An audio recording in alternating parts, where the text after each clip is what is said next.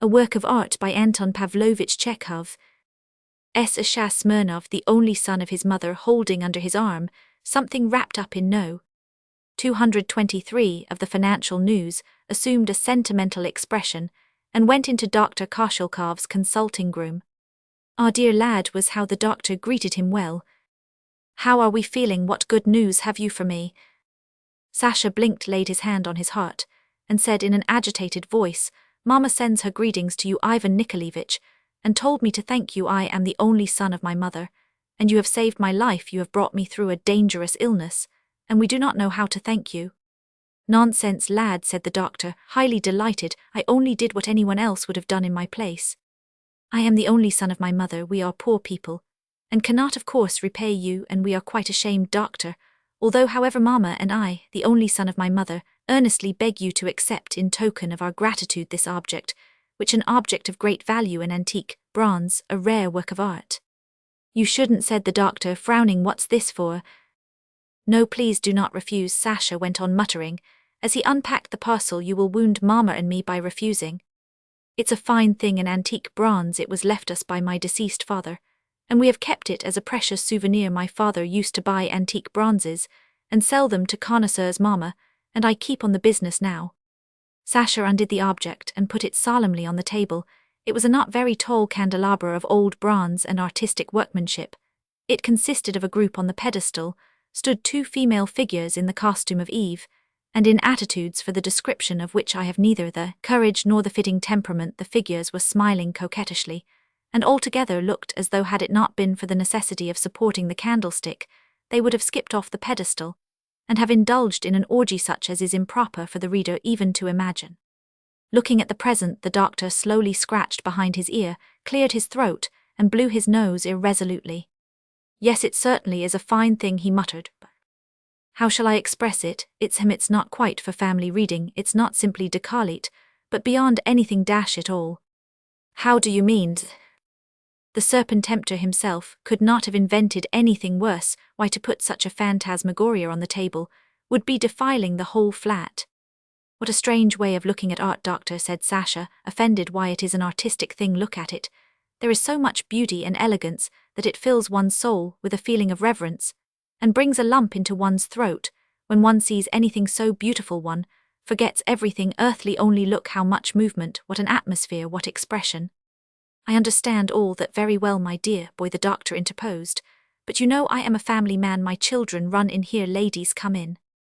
"Of course, if you look at it from the point of view of the crowd," said Sasha, "then this exquisitely artistic work may appear in a certain light, but doctor, rise superior to the crowd, especially as you will wound Mama and me by refusing it. I am the only son of my mother. You have saved my life. We are giving you the thing most precious to us, and I only regret that I have not the pair to present to you." "Thank you, my dear fellow. I am very grateful. Give my respects to your mother, but really consider my children run in here, ladies come. However, let it remain. I see there's no arguing with you." "And there is nothing to argue about," said Sasha, relieved. "Put the candlestick here by this vase. What a pity we have not the pair to it. It is a pity. Well, goodbye, doctor." After Sasha's departure, the doctor looked for a long time at the candelabra scratched behind his ear and meditated. "It's a superb thing, there's no denying it," he thought, "and it would be a pity to throw it away, but it's impossible for me to keep it. Here's a problem. To whom can I make a present of it, or to what charity can I give it?" After long meditation, he thought of his good friend the lawyer Chekhov, to whom he was indebted for the management of legal business. Excellent, the doctor decided. It would be awkward for him as a friend to take money from me, and it will be very suitable for me to present him with this. I will take him the devilish thing. Luckily he is a bachelor and easygoing. Without further procrastination, the doctor put on his hat and coat, took the candelabra, and went off to Chekhov's. "How are you, friend?" he said, finding the lawyer at home. "I've come to see you to thank you for your efforts.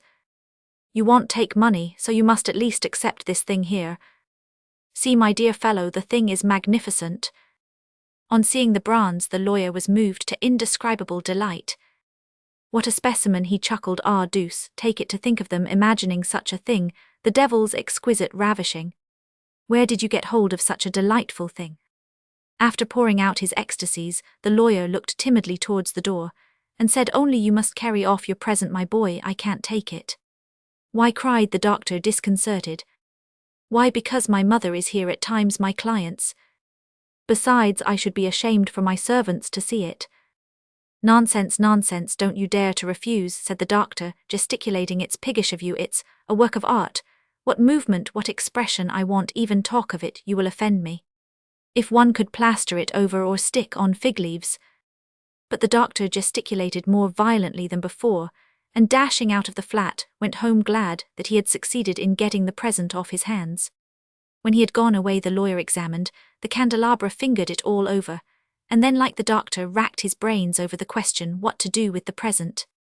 It's a fine thing, he mused, and it would be a pity to throw it away and improper to keep it.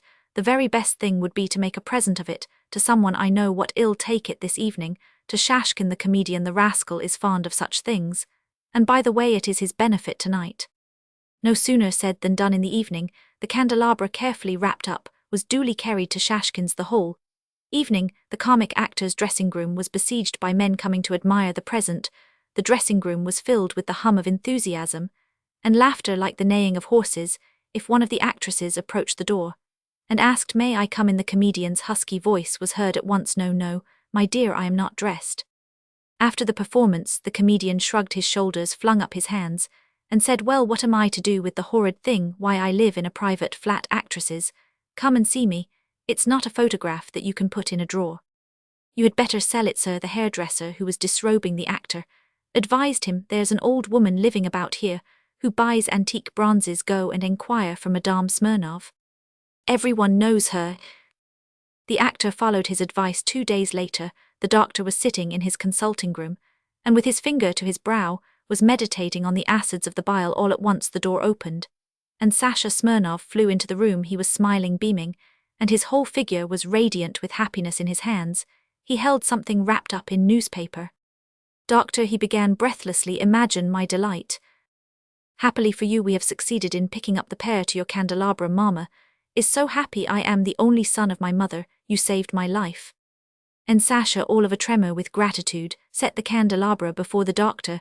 The doctor opened his mouth, tried to say something, but said nothing. He could not speak.